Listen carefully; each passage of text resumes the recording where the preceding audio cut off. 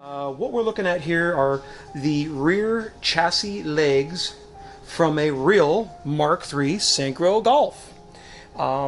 We bought the car on eBay.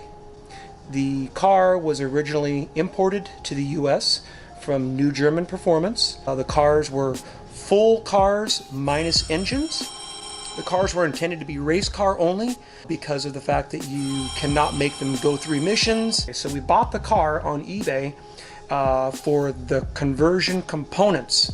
A lot of these components, yes, could be bought individually, but however, when you have an actual car that you can replicate from and borrow parts from, it's going to make the process more likely easier, but also more thorough in some of the things that maybe other people don't show you on the internet during their conversion. So down here we have the rear chassis legs. And these are literally the rear end of the car, and these are fender wells. So these are where tires would go. And what we're looking at here specifically is the rear synchro brackets, bracket mount. So literally a bar would go across the width of the car as a tail bracket to help hold the synchro rear end. I cut these legs off so that I can know exactly where these components need to bolt up to.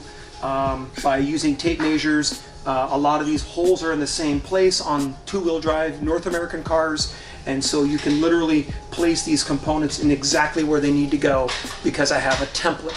The taillight pockets or sections of the actual car that we bought.